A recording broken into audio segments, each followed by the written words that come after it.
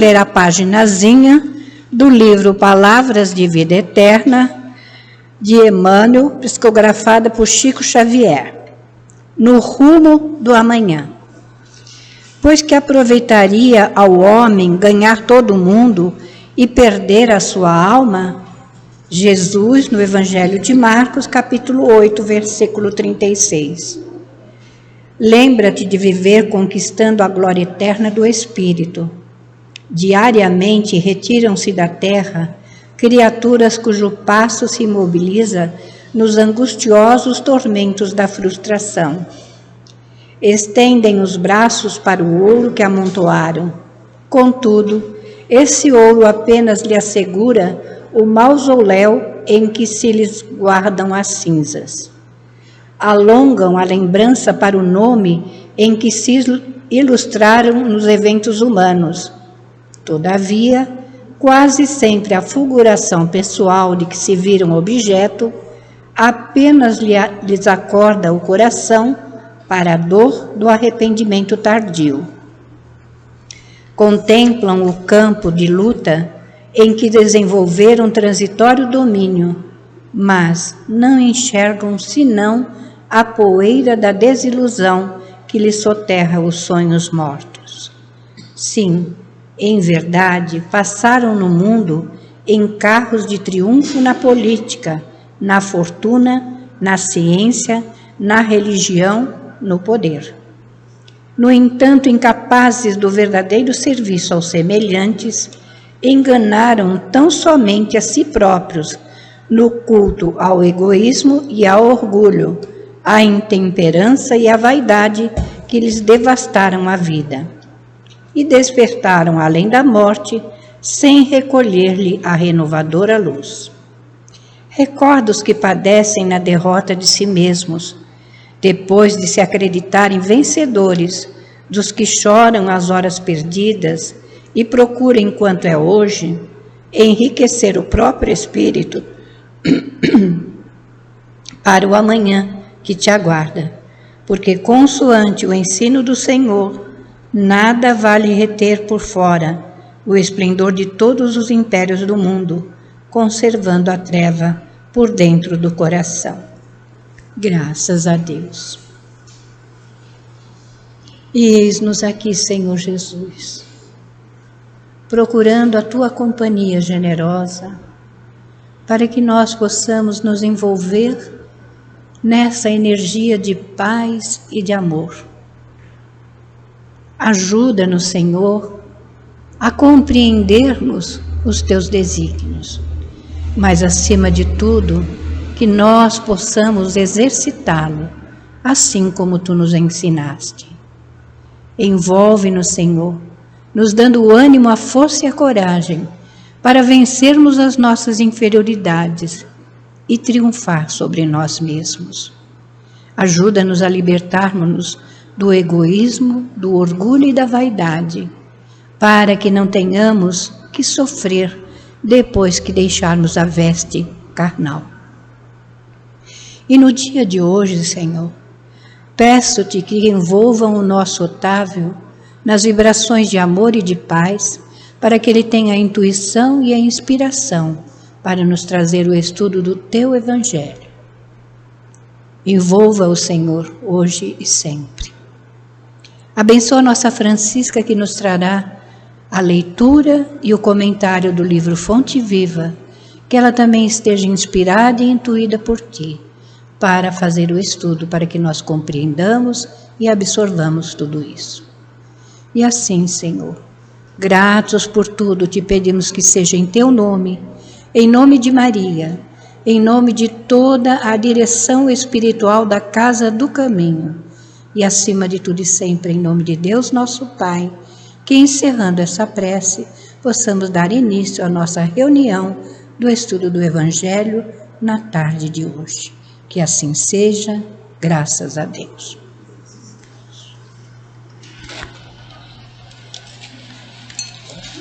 Acho que tem que botar isso aqui junto desse microfone grande, que vai ser os dois, viu?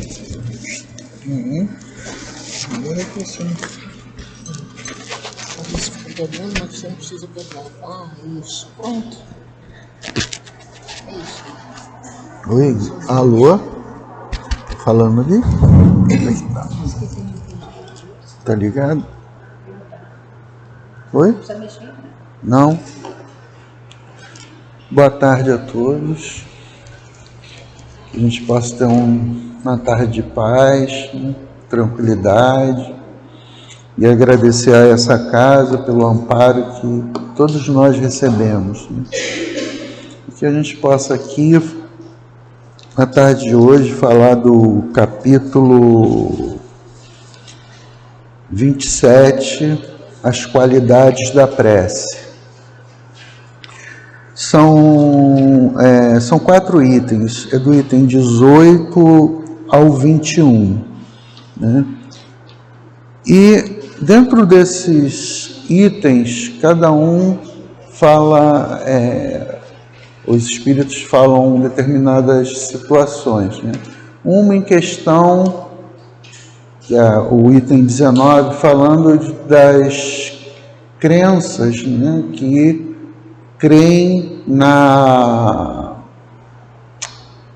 em penas eternas, né? Aí a gente tem que pensar, bom, se nós falamos que Deus é justo, bom, misericordioso, né? Como é que nós vamos pensar num Deus bom que coloca o seu filho numa pena eterna de sofrimentos, né? E aí os espíritos fazem essa comparação entre você poder reencarnar, ter novas oportunidades de crescimento, não ficar eternamente naquela condição, né? Então, assim, é uma coisa assim que traz um esclarecimento para todos nós. Porque, pensa bem, imagina a gente ficar, porque nós erramos em alguma situação, né, no cotidiano da vida, a gente comete nossos erros, e dependendo do erro, da gravidade do erro, ficar num sofrimento eterno, sem direito a um perdão, né? Porque assim, aí você pega o Evangelho de Jesus, aí está lá, perdoai os criminosos, perdoai os vossos inimigos, né? Fazei sempre o bem. E aí, como é que fica uma situação dessa? Para mim, é assim, uma coisa que não tem lógica. Você ter a mensagem de Jesus nos ensinando a perdoar os nossos semelhantes e, ao mesmo tempo, você ter uma crença de uma pena eterna. Ora, então, eu acho que isso entra muito em contradição, dizendo, aí não adianta eu falar que Deus é bom, misericordioso, porque eu estou condenando alguém para toda a vida, né? Para toda a eternidade, né? Então, o primeiro aqui vai se falar da qualidade das preces, né? Esse item é da prece pelos mortos e pelos espíritos sofredores. Então começa assim: a prece é implorada pelos espíritos sofredores. Ao verem que se pensa neles, sentem-se menos abandonados, são menos infelizes. A prece, porém, tem sobre eles uma ação mais direta, né? Reanimá-los, a coragem, provocar-lhes o desejo de se elevarem pelo arrependimento, pela reparação, e pode desviá-los do pensamento do mal. É nesse sentido que a prece não só consegue aliviar, como abreviar os seus sofrimentos, né? Então, olha só quanta coisa uma prece tem. Mas essa prece não pode ser uma prece qualquer. Nós temos que estar imbuídos de sentimento. Porque eu vejo, às vezes, as pessoas... vou fazer uma prece. Pai nosso que está no céu... Vem aquela decoreba. Não sente a questão do que está se falando naquela prece, por exemplo, de um Pai Nosso, né? Então, assim, nós temos que ter o sentimento para que essa prece a gente possa vibrar e essa vibração fluídica chegar aonde tem que chegar, para poder ajudar a essa pessoa desconhecida ou um ente querido que já partiu e que, por alguma situação, nós sabemos que ele possa estar em muito sofrimento, pela vida a qual levou na Terra. Então, nós temos que estar concentrados lá no nosso cantinho, com muito sentimento em relação a quem nós estamos fazendo a prece. Isso é uma coisa também fundamental da nossa parte. A gente poder, esquecendo a prece, quando alguém te aproxima de você e você sente que aquela pessoa está de bom ânimo, está ali tentando te ajudar, nós nos sentimos bem. É a mesma coisa com a prece, né? Se essa prece ela é bem recebida devido ao sentimento que ela está carregando, né?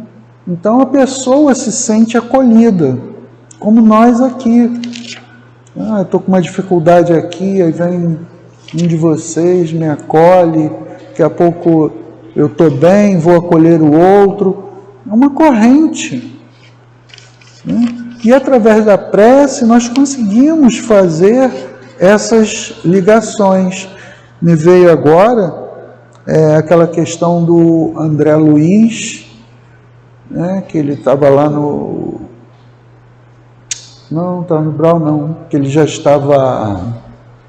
Oh, meu Deus, agora esqueci, no Nosso Lar, em que uma senhora passava e tudo, aí conversou com ele, e ela sempre orava pelas coisas que ele tinha feito para ela, né?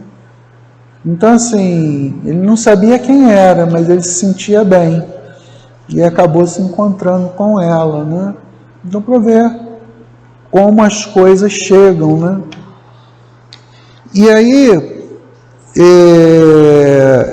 aqui no final, ele dá para a gente ver no Céu e Inferno, na segunda parte, alguns exemplos, né? Aí eu trouxe um, né? Aqui vos esperava, aguardava que viesses ao lugar em que meu espírito parece preso ao seu invólucro, a fim de implorar ao Deus de misericórdia e bondade acalmar os meus sofrimentos. Podeis beneficiar-me com as vossas preces. Não o esqueçais, eu vou suplico.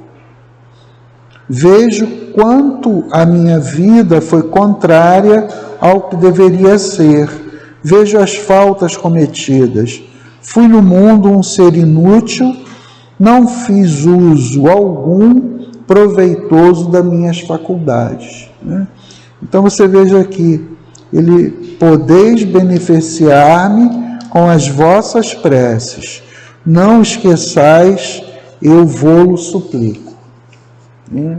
Então está lá na parte 2 do Céu e Inferno, né? Lá tem vários exemplos, né? Falando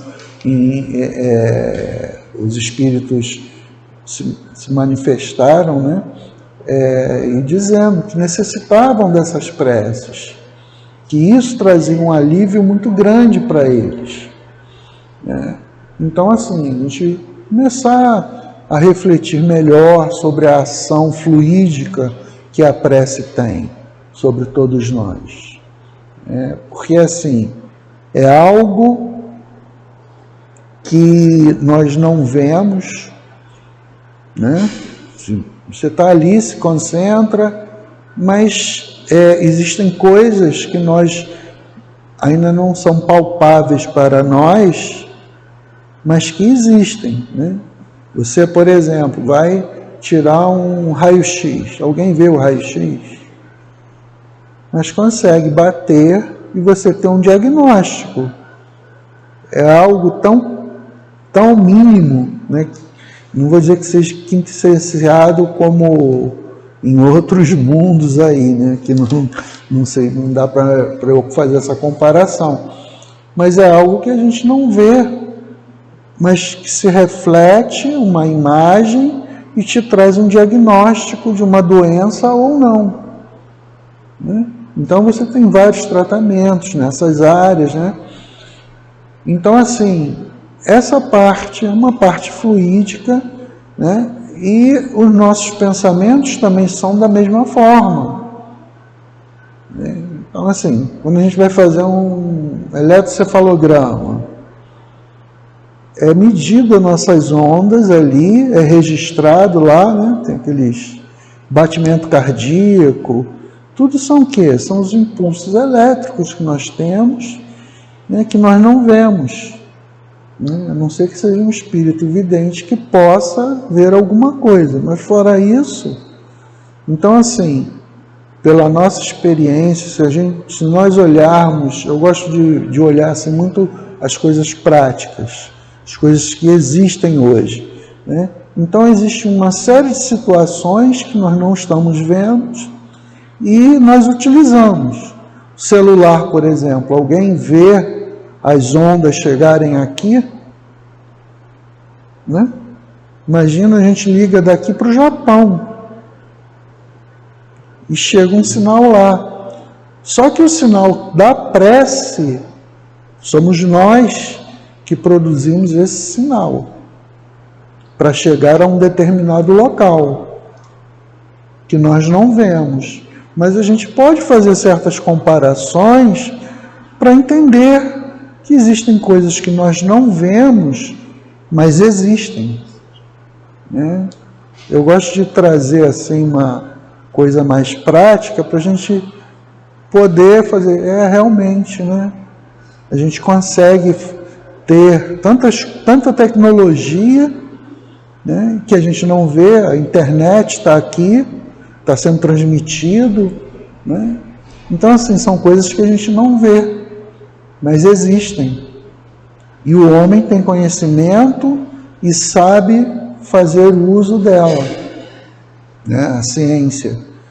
E nós que estudamos a doutrina espírita, nós temos o nosso processo, né, da questão espiritual, nós estudamos essa questão da força do nosso pensamento, né?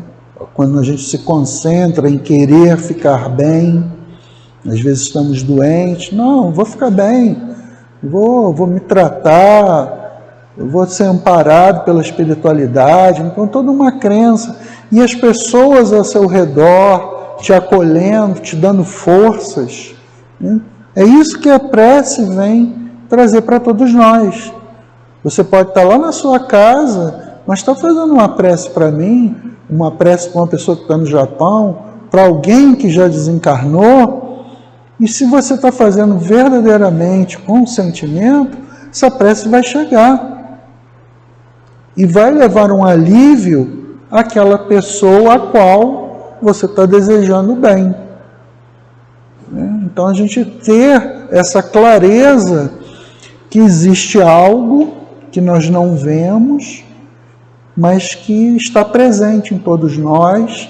Quando nós não sentimos pessoas que você gosta de ficar ao lado, ela vem com uma capacidade fluídica tão gostosa que só ela entrar aqui nesse salão você já se sente bem.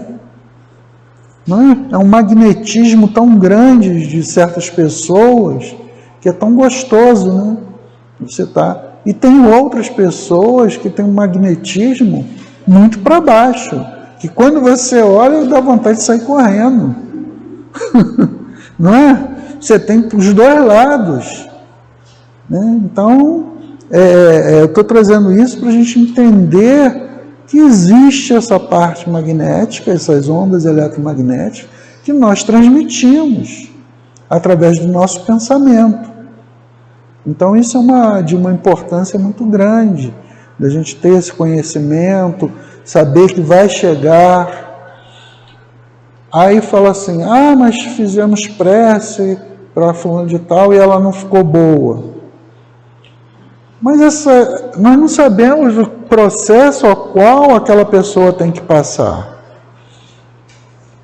Mas com certeza a prece está chegando e fortalecendo aquela pessoa, seja no plano material ou no plano espiritual.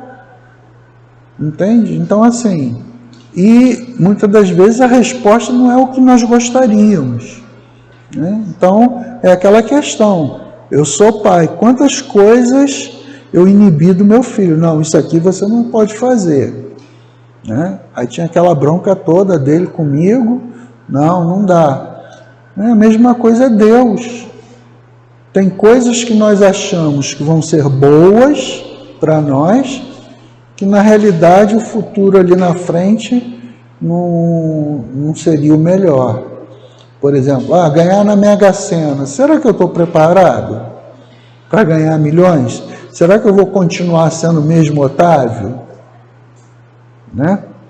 É uma aprovação, né? O dinheiro seduz, né? Então, assim, eu vim com determinadas provas, deixa eu cumprir essa, eu até nem jogo, né? Vai que eu ganhe, né? A gente antes fala assim, não, vou dar dinheiro para a Casa do Caminho, vou fazer isso, fazer aquilo, mas na realidade quando a gente pede é para sobrar um pouco mais para nós, né? Aí no item 19 ele já vem fazer essas comparações que eu estava falando em relação às outras doutrinas. Ele fala assim, não admitem a prece pelos mortos, né? Certas crenças. Só existem duas alternativas para a alma, ser salva ou ser condenada às penas eternas. Se a pessoa já está condenada à pena eterna, qual a razão? E se ela foi salva? Então assim, você acaba perdendo vínculo com aquela pessoa com a qual você conviveu, né? Vamos botar aqui as pessoas que nós convivemos. Então, se você tem essa crença, fica complicado, né? Você perde aquela ligação. Eu penso muito na minha família, a educação, todas as coisas que eu recebi para modificar o meu caráter, a minha individualidade desde quando eu cheguei. Então, assim, a gente tem que fazer uma reflexão em torno das pessoas que estão ao nosso redor, tanto no trabalho, quanto inicialmente na família, na casa espírita e aonde nós estivermos, né? Isso é importante, porque nós temos que estudar aqui e agirmos lá fora. Não é apenas aqui nos tratarmos de bem, porque estamos aqui e botarmos uma máscara de boas pessoas. Nós temos que procurar, com os ensinamentos dos Espíritos, nos conduzir da melhor maneira possível lá fora, diante das situações. Para os dois casos, a prece é inútil. A existência de penas eternas e irremessíveis, e que nossas preces sejam impotentes para lhe dar um fim. Perguntamos, é lógico, é caridoso, é cristão recusar a prece para os condenados? essas preces não serão para eles um sinal de piedade que poderá amenizar os seus sofrimentos, né? Então você tem uma pessoa que pega uma pena de prisão perpétua.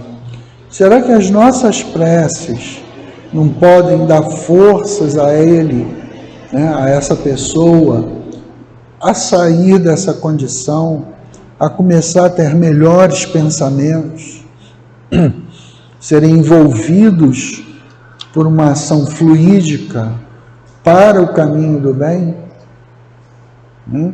Então é nisso que a espiritualidade vem falando para a gente. Na Terra, quando uma pessoa é condenada à prisão perpétua, porventura é proibido a uma pessoa caridosa ajudá-la a carregar o peso dos seus sofrimentos? Né? Quando alguém é atingido por um mal incurável, devemos abandoná-lo sem nenhum alívio, só porque o mal não oferece nenhuma esperança de cura? Né? Aí eu assisti tempos atrás, ele é médico, eu esqueci o nome dele, e ele era da Federação Espírita, na parte central do país, agora eu não me lembro de qual estado. E ele falando, né? Ele falou assim, tem horas que o medicamento realmente não vai resolver, né? O tratamento chega a um ponto em que aquele corpo físico não responde mais. Mas o cuidado nós temos que ter com aquela pessoa, né? Temos que estar ali junto daquela pessoa. Você sabe que ela não vai ter uma cura, que o tratamento medicamentoso já não está resolvendo, mas, no mínimo, a gente ter compaixão a essa pessoa, né? Através de uma prece, através dos próprios cuidados de estar ali, né?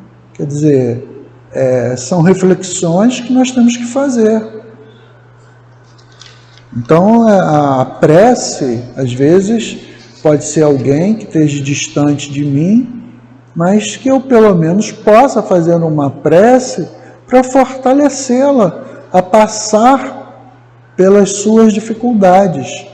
Tem uma das preces, agora que eu esqueci o nome, são preces para pessoas que estão em sofrimentos, não é essa aqui não, é outra, que comenta exatamente isso, que a ação da prece é para você dar um fortalecimento, fazer com que aquela pessoa possa ultrapassar as suas provações, né, as suas expiações, e isso a fortalece para que ela não venha a perder todo o proveito daquela situação, né?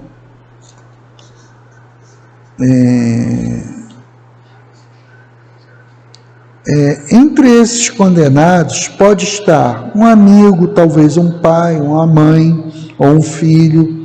Segundo a vossa maneira de pensar, ele não poderia receber a cura. Vos lhe recusareis um copo d'água para aliviar a sede? Não fareis por essa pessoa, ou mesmo que por um prisioneiro? Não lhe dareis um testemunho de amor, uma consolação? Não, isso não seria cristão.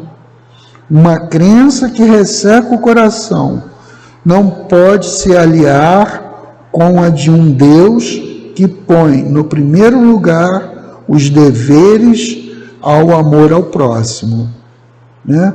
A não eternidade das penas não traz como consequência a negação de uma penalidade temporária. Então vocês vejam, né, como é que é profundo isso, né? A gente às vezes não tem um esclarecimento melhor das coisas, mas quando você começa a estudar, você vai vendo, né, que as coisas podem tomar outros rumos melhores na nossa vida. Então, assim, é fundamental. Então, é como ele está falando aqui. Aqui ele está dessa crença em que só tem a pena eterna ou a salvação. E aí, nós não vamos fazer prece para sustentar aquelas pessoas? É um pai, um filho, a mãe, um amigo, e até uma pessoa desconhecida também, por que não?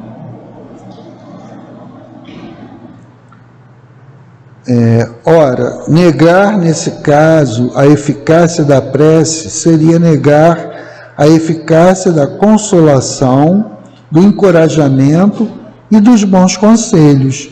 Seria negar a força que recebemos com a assistência moral daqueles que nos querem bem. Então vocês vejam, a gente aqui, né, nessa fala, está colocando que se nós recebemos, nós não temos um guia protetor que nos tira de determinadas situações, né? Só depois que eu entrei para a doutrina que eu comecei a ver certas situações a qual eu fui retirado do local. E eu ficava sem entender por que eu não fiz determinada ação, né? Isso aconteceu algumas vezes, né? Foi até a pior delas foi até a questão de um assalto. Mas eu fui retirado dali, enfim. Então, assim, depois que eu entrei para a doutrina, é que eu entendi que tem sempre alguém nos amparando. Aí eu pude perceber uma situação que tinha ocorrido há 20 e poucos anos antes de eu entrar na doutrina, que eu falei assim, foi a primeira coisa que me veio à cabeça foi isso, porque eu escutava uma voz, não entra, e aí eu saí. Então, assim, se nós estamos nesse momento sendo amparados, né, então por que a gente também não pode doar um pouco dos nossos sentimentos, dos bons sentimentos, para outras pessoas? Né? Um amparo, não é tão aconchegante você chegar, uma pessoa te abraçar, te dar um colo, não dar um alívio quando a gente está com a dor, né? Então, assim, nós temos que ter um entendimento que nós precisamos um dos outros. Essa é uma realidade da vida. Não adianta, eu posso ter o dinheiro que for, mas se eu não tiver uma saúde mental, eu não vou ter como controlar aquela situação. Aí vem uma briga pela minha herança. E quantos casos, no meu caso só tem um filho, não vai ter briga. Mas e também não tenho posses. Ela vai ter muita briga.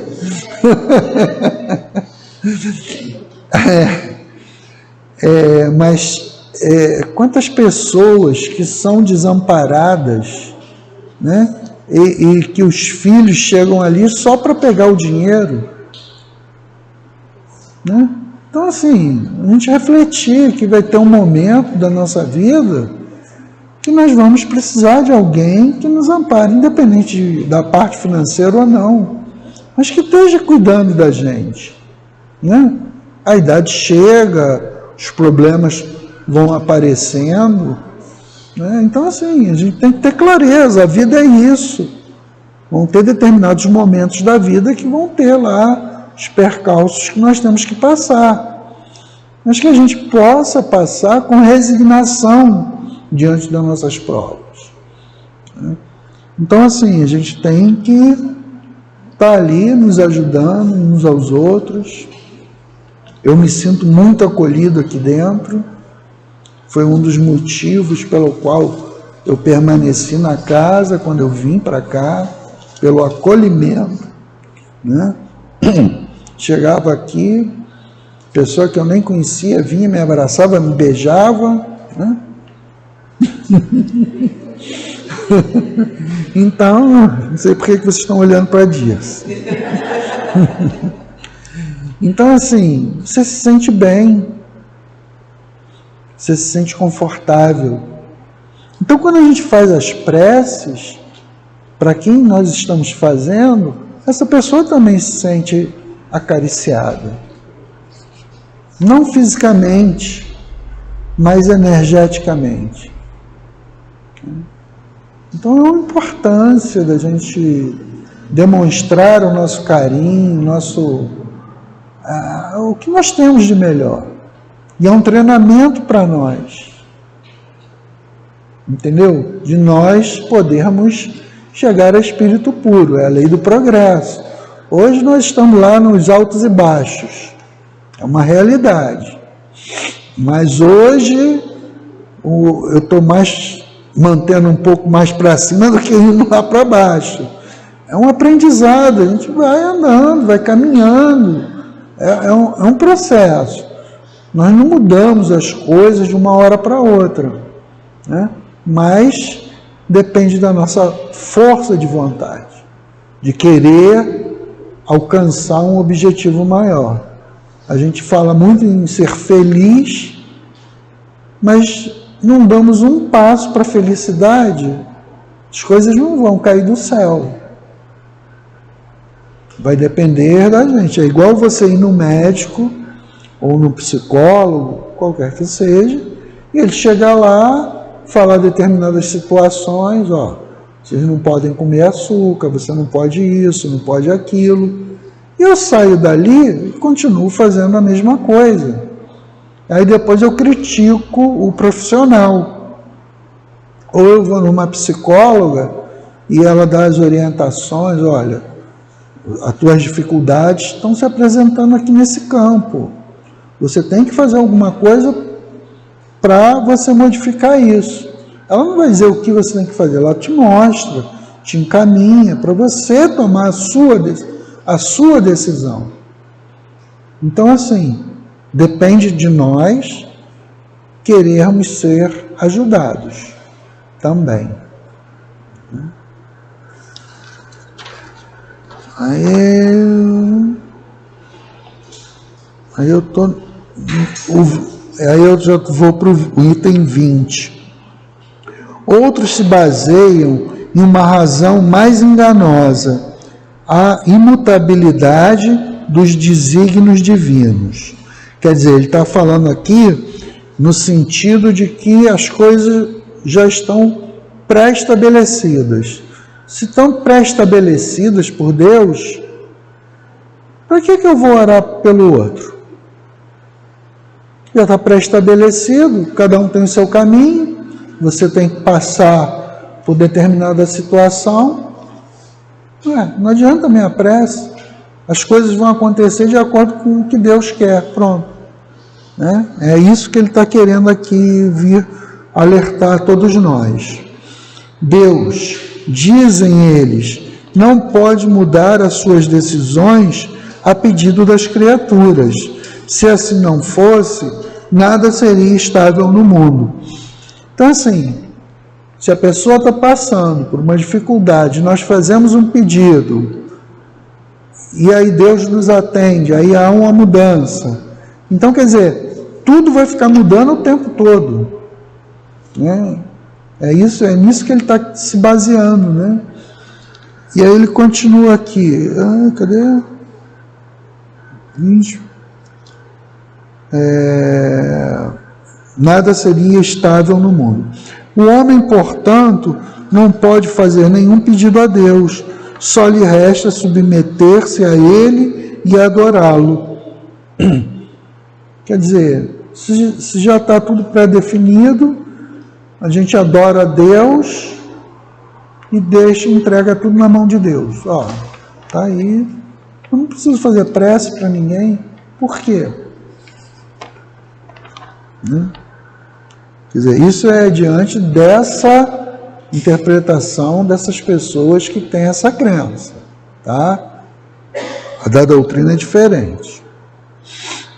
De acordo com o dogma da eternidade absoluta das penas, não são levadas em consideração a favor do culpado nem o remorso, nem o seu arrependimento. Será que alguém aqui nunca teve remorso de determinada atitude que cometeu durante esse período? Né? Será que a gente não pode mudar? Se a gente não tiver essa condição, se eu nasci mal, eu vou ser sempre mal, será que eu não posso mudar o meu caminho para o bem?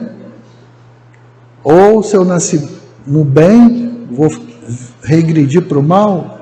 Então, são coisas assim que ele vem trazendo, né? É inútil o desejo que ele possui de se melhorar. Está condenado a permanecer eternamente no mal.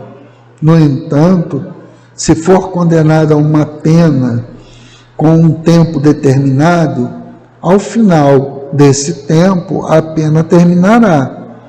Mas quem pode afirmar que nesse momento ele será possuidor de melhores sentimentos? Há exemplo de muitos condenados.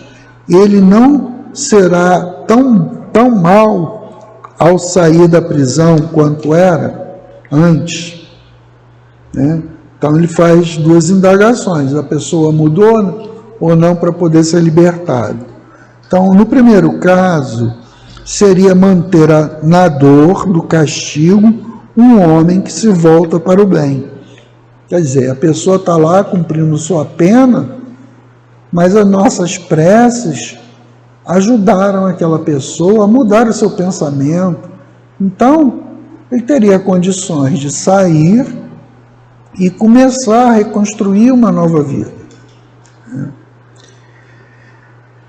E, no primeiro caso seria na dor, né?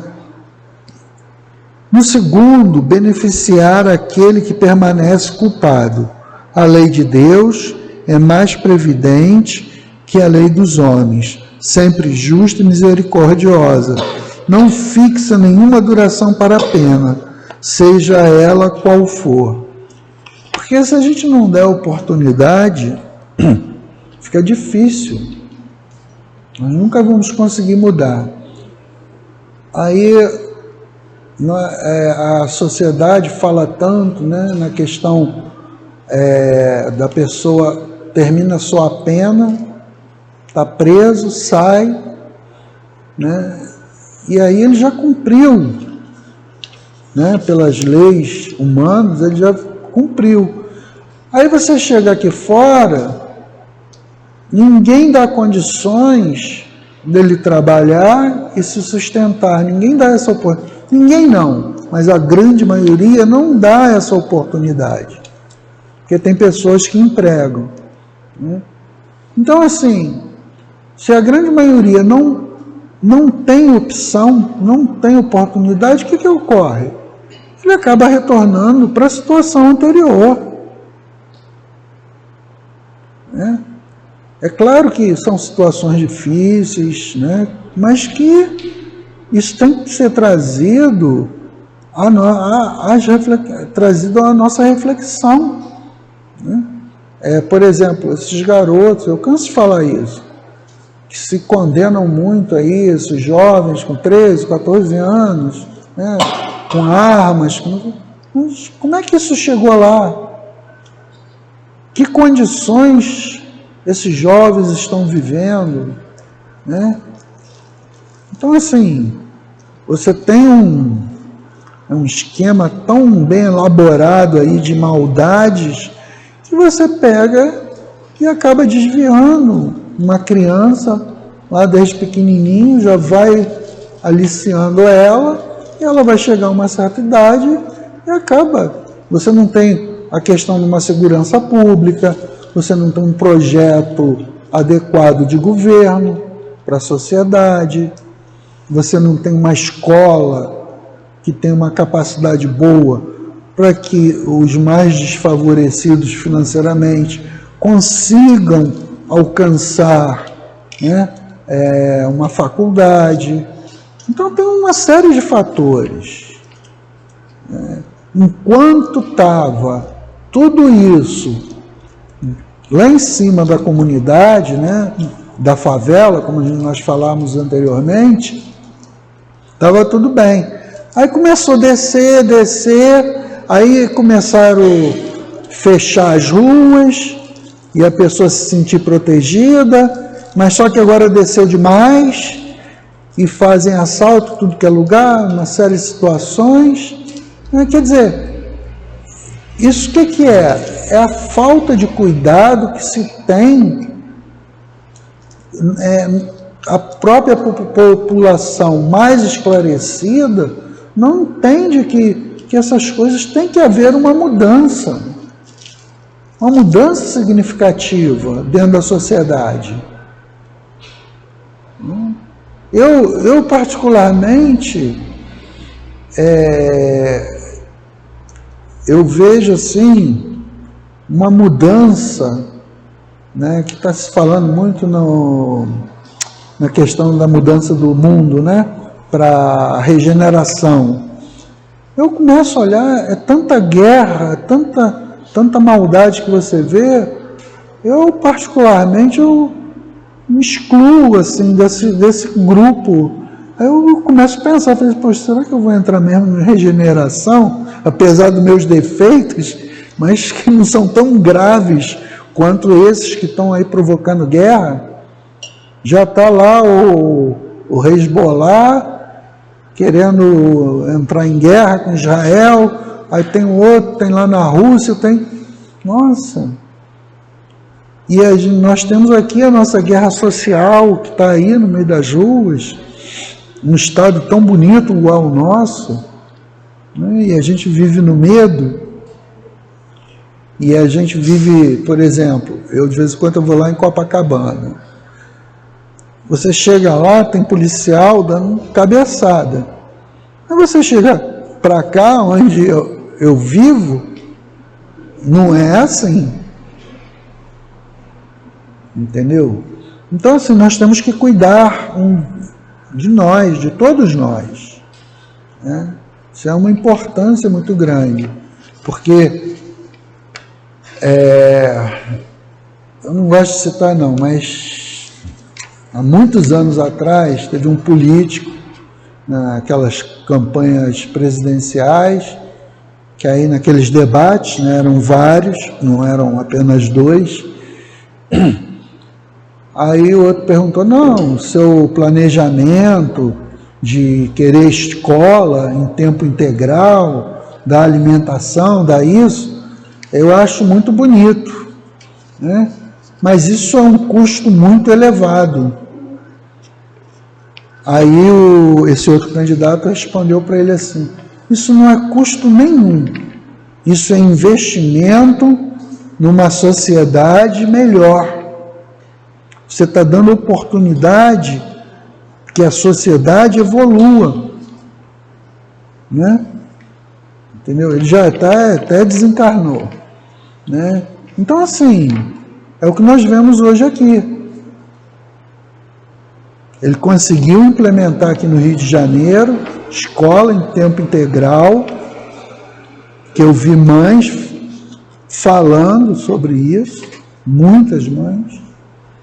Nossa, querendo que ele ganhasse de novo, entrou um outro político e acabou com tudo. Então, assim, que sociedade nós queremos? É essa a importância da gente ter um entendimento, esclarecimento, né? Aí na 21, ele já vai falar mais sobre a questão aqui da doutrina. Ele fala assim, a lei de Deus assim se resume: o homem sempre sofre as consequências das suas faltas. Não há uma só infração à lei de Deus que não tenha a sua punição, né? O rigor do castigo é proporcional à gravidade da falta. Isso eu vejo justiça divina. Né? Eu estou sendo punido de acordo com a gravidade a qual eu causei a outra pessoa. Ou até a mim mesmo, quando eu tiro a minha vida, por exemplo. Né? É um ato de uma gravidade muito grande. A duração do castigo para qualquer falta é indeterminada. Aí aqui vem uma coisa muito importante, né? Ela está subordinada ao arrependimento do culpado e ao seu retorno ao bem. Quer dizer, a pena ela não é eterna, ela é indeterminada. A partir do momento que eu retorno ao bem, essa pena cessa. Então, assim, eu já começo a ver bondade nas leis divinas, né? Do que eu ficar sofrendo eternamente. A pena dura tanto quanto a persistência no mal. Seria perpétua se a obstinação no mal fosse perpétua. Quer dizer, depende de mim a duração da pena.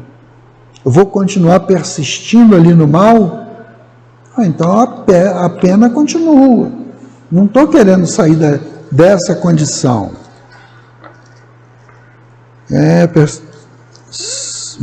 Seria perpétua se a obstinação no mal fosse perpétua.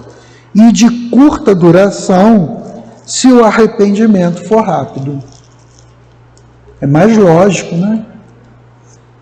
Poxa, eu fiz uma coisa equivocada, errei, rapidamente eu busquei me restabelecer e eu saio do sofrimento.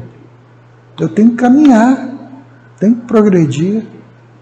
Agora, eu não quero, né? Vamos botar aí a questão do alcoólatra, né? Que é mais fácil da gente poder perceber. Enquanto ele não se percebe que aquilo está fazendo mal para ele, que ele não se percebe como um alcoólatra, ele se permanece ali naquele sofrimento. Então, ao passo que ele se percebe e se permite ajuda, ele consegue sair daquela condição e ter uma qualidade de vida melhor. Né? Então, é muito mais, no meu ponto de vista, lógico, a gente ter um raciocínio dentro da doutrina espírita, que vai bater com o que Jesus falou, exemplificou, e com as leis de Deus, né? Que não vai punir a gente para sempre. Vai depender de nós. Você quer continuar no caminho equivocado? Você vai continuar. Está te dando sofrimento? Você vai continuar sofrendo. Muda o teu caminho. Experimenta alguma coisa diferente. E aí você pode sair daquela condição. Então, cadê? Desde que o culpado peça por misericórdia, Deus o escuta e lhe envia a esperança. O simples remorso pelo mal cometido não é suficiente, tá? É preciso a reparação. O culpado é submetido a novas provas. Sempre por sua vontade, fazer o bem em reparação pelo mal que praticou. Né? Muito mais confortável a gente ter um pensamento nessa linha. Né?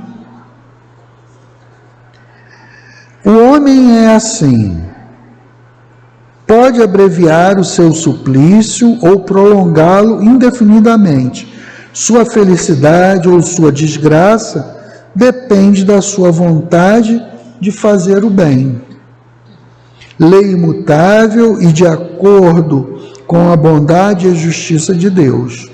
O espírito culpado e infeliz, assim sendo, pode sempre salvar a si mesmo. A lei de Deus diz em qual condição ele pode fazê-lo. Na maior parte das vezes, o que lhe falta é a vontade, a força e a coragem para se mudar, né?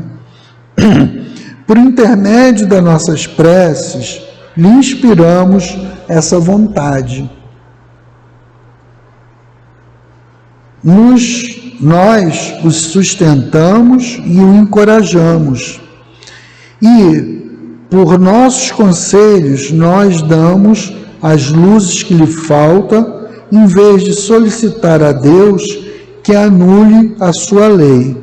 Nos tornamos os instrumentos para a execução da sua lei de amor e caridade, da qual ele assim nos permite participar, para que possamos dar uma prova de caridade. Quer dizer, nós temos as pessoas em dificuldade e nós somos instrumentos de ajuda ao outro, né? Assim como nós recebemos as ajudas.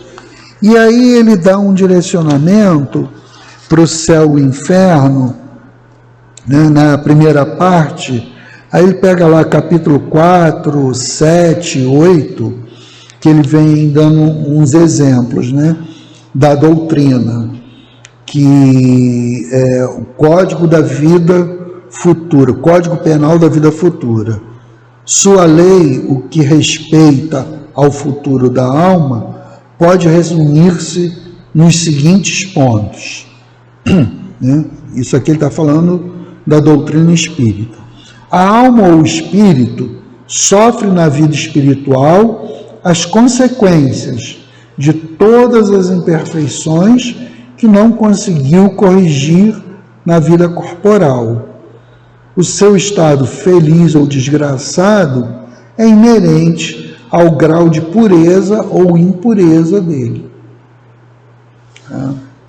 Aí no item 3, não há uma única imperfeição da alma que não importe funestas e inevitáveis consequências, como não há uma só qualidade boa que não seja fonte de um gozo. A soma das penas é, assim, proporcional à soma das imperfeições, como dos gozos proporcional à das qualidades. Né? No item 5, dependente o sofrimento da imperfeição como o gozo da perfeição, a alma traz consigo o próprio castigo ou prêmio, onde quer que se encontre, sem necessidade de lugar circunscrito. O inferno está por toda parte em que haja almas sofredoras, e o céu igualmente, onde houver almas felizes. Né? Então, quer dizer, eu posso estar sofrendo um inferno aqui mesmo, né? Depende do meu caminho. Só para terminar, um minutinho, né? E esse aqui para mim é o mais importante aqui.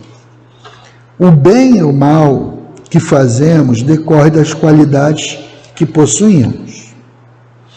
Não fazer o bem quando podemos é, portanto, o resultado de uma imperfeição. Se eu posso fazer o bem e não faço, eu ainda sou uma pessoa imperfeita.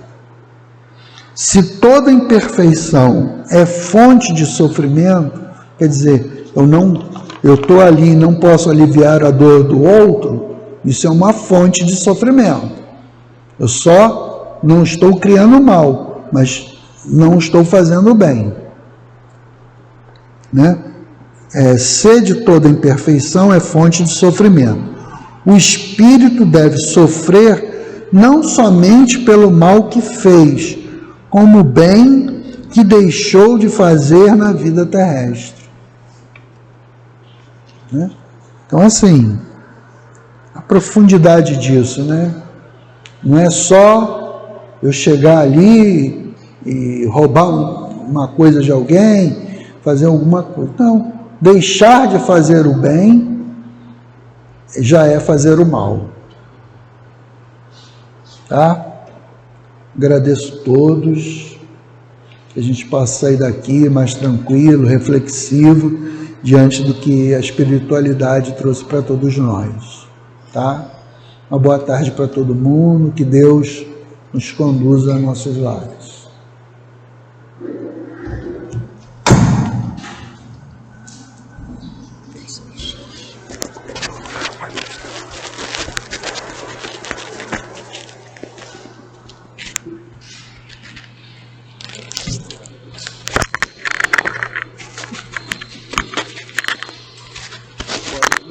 Não, quero não. Vou deixar aqui. Então, dando continuidade aos nossos estudos, vamos fazer a leitura do livro Fonte Viva. É a lição 118, em nossas tarefas. Não ambicioneis coisas altas, mas acomodai-vos nas coisas humildes. Paulo está nas cartas aos Romanos, capítulo 12, versículo 16. Não ambicioneis coisas altas, mas acomodai-vos às humildes, recomenda o apóstolo sensatamente. Muitos aprendizes do Evangelho almejam as grandes realizações de um dia para o outro. A coroa da santidade, o poder da cura, a glória do conhecimento superior, as edificações de grande alcance. Entretanto, aspirar só por si não basta à realização. Tudo nos círculos da natureza obedece ao espírito de sequência. A árvore vitoriosa, na colheita, passou pela condição de arbusto frágil. A catarata que move poderosas turbinas é um conjunto de fios d'água no nascedouro. Imponente é o projeto para a construção de uma casa nobre. No entanto, é indispensável o serviço da picareta e da pá, do tijolo e da pedra, para que a arte e o reconforto se exprimam. Abracemos os deveres humildes com devoção ao nosso ideal de progresso e triunfo. Por mais árdua e mais simples a nossa obrigação, atendamo-la com amor. A palavra de Paulo é sábia e justa, porque, escalando com firmeza as faixas inferiores do monte, com facilidade lhe conquistamos o cimo, e aceitando de boa vontade as tarefas pequeninas, as grandes tarefas virão espontaneamente ao nosso encontro. Graças a Deus, graças a Ti, Senhor Jesus.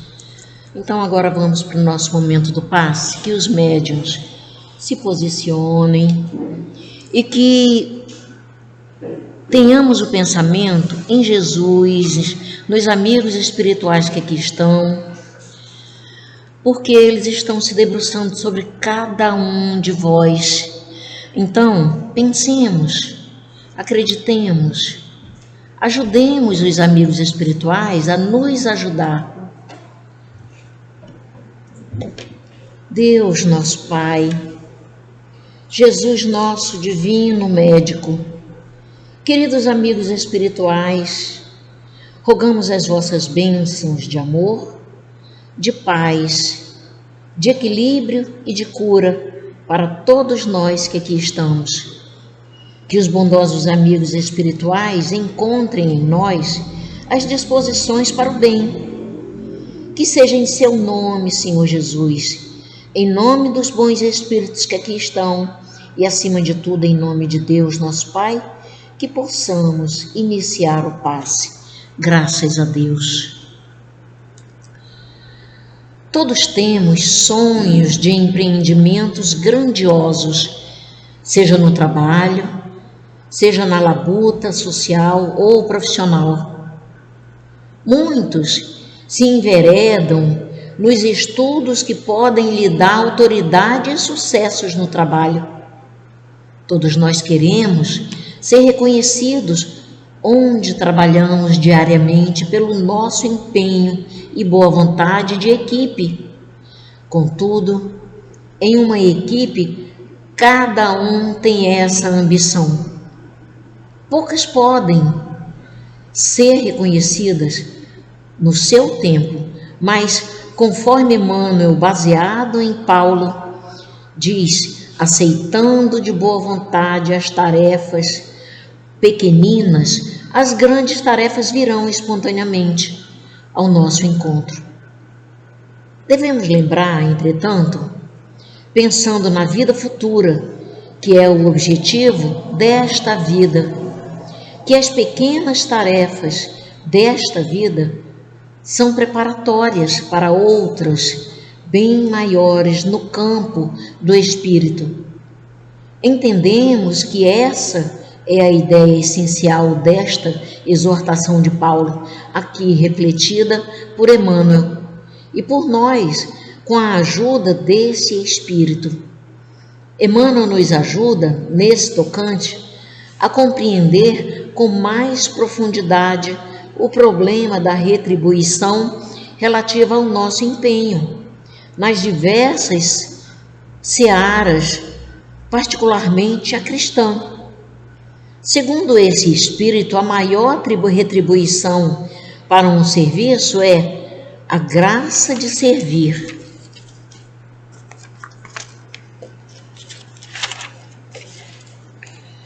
Que tenhamos em mente que estamos no lugar certo e as coisas acontecem a nosso favor no tempo certo. Concordamos com o Haroldo Dutra Dias quando ele diz, quando ele nos faz pensar, que existe uma hora e um lugar para tudo, não basta realizar com eficiência e rapidez, é preciso fazer a coisa certa no tempo certo. Que nosso fazer seja pautado no objetivo da ação em si, e não nos louros da tarefa realizada, que nos gratifica muito, mas o mais importante é o bem realizado a partir dela. Que Deus nos ajude a sempre pensar assim. Que Jesus nos abençoe, nos conforte e nos ampare sempre. Então, vamos continuar com o pensamento em Jesus, para que possamos ouvir ao plano espiritual, a mensagem do plano espiritual. Graças a Deus.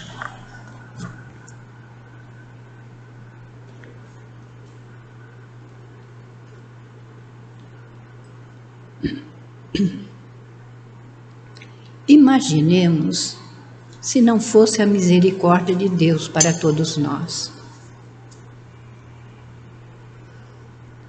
Nós temos que ter a consciência de que temos que orar uns pelos outros, principalmente por aqueles sofredores, por aqueles endurecidos, por aqueles que da vida só levaram desgostos, amarguras e dores. Porque nós sabemos que a semeadura é livre e a colheita é obrigatória. Então o homem sofre as consequências daquilo que ele escolheu. Mas nem por isso Deus deixa de assisti-lo. E Ele conhece a cada um de nós pelo nome. Então vamos sim orar uns pelos outros.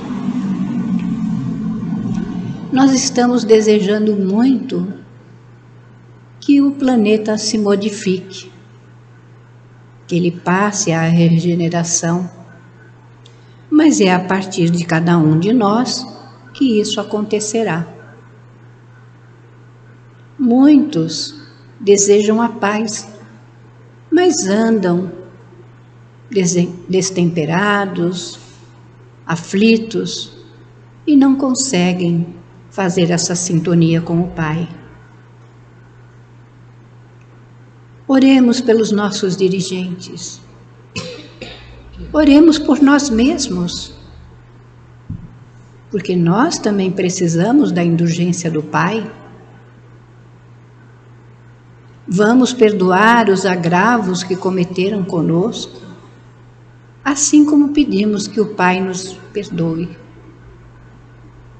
Vamos olhar por aqueles que estão no mal, para que eles possam ter a força, a coragem, a determinação de modificar o quadro da sua vida. Porque nós não podemos culpar a ninguém, a não ser a nós mesmos. As dores aí estão no mundo e fazem parte de cada espírito que aqui está. Então, tenhamos clemência com aqueles que estão no mal, por aqueles que estão desvirtuando determinadas situações em suas próprias vidas, que cada um se compenetre da sua responsabilidade diante de tudo. Tenhamos calma, tenhamos tolerância, tenhamos paciência, sim, com aqueles que ainda se comprazem no mal. Porque o dia em que os homens tiverem se compenetrado de que tudo aquilo que eles fazem é a si próprios que o fazem, o quadro da luta humana se modificará. Então nós precisamos orar muito, muito mesmo, por nós mesmos e por todos aqueles que estão ao nosso entorno. E vamos sim. Vamos vibrar pela paz do planeta. Vamos vibrar pela paz daqueles que estão em guerra, daqueles que se julgam poderosos da terra. Que a misericórdia e a compaixão do Pai os recolha no momento do seu desenlace físico. Oremos também pelas nossas guerras internas,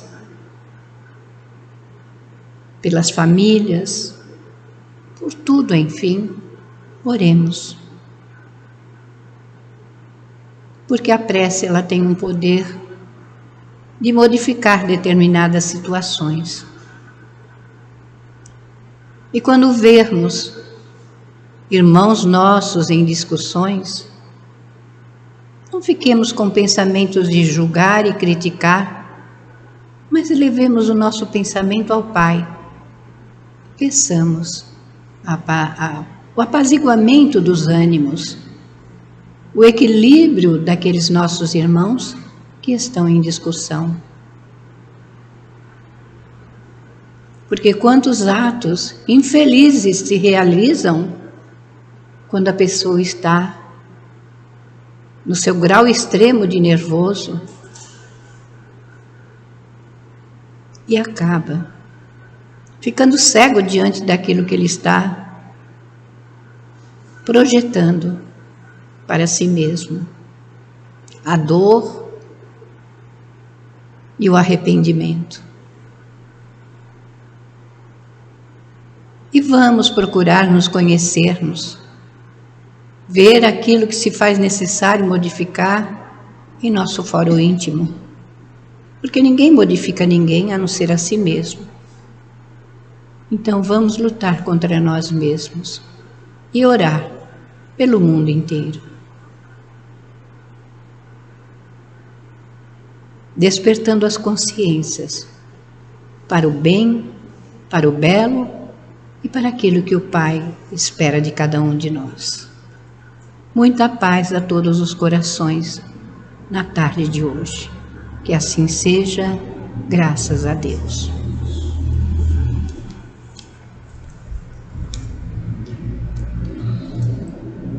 Graças a Deus, graças a Ti, Senhor Jesus. Gratos estamos por estarmos aqui, com esse sol lindo que está fazendo aí fora. E estamos aqui, dizendo amém ao Seu chamado. Gratos estamos porque nós não desistimos de vir. Gratos estamos por esses ensinamentos que ouvimos aqui, através do nosso Otávio. Gratos estamos, Senhor Jesus, por esta casa que nos acolhe. Gratos estamos, Senhor Jesus, por estarmos sempre dispostos ao seu serviço. Obrigado, Senhor Jesus, que nunca desistamos, que nunca esmoreçamos, que nunca digamos não ao seu chamado, Senhor Jesus. Obrigado por essa casa que nos acolhe, obrigado por toda a espiritualidade que aqui está presente. Obrigado, Senhor Jesus, por sua existência em nossas vidas. Obrigado. Em seu nome, Senhor Jesus, em nome dos amigos espirituais que aqui estão, e principalmente em nome de Deus, nosso Pai, pedimos para encerrar a nossa reunião pública, pedindo que possamos ir para os nossos lares envolvidos na vossa santa paz. E pedimos as suas bênçãos para os nossos queridos que ficaram em casa e não puderam vir, seja lá qual foi o motivo. Então, Senhor Jesus, obrigado por tudo. Graças a Deus.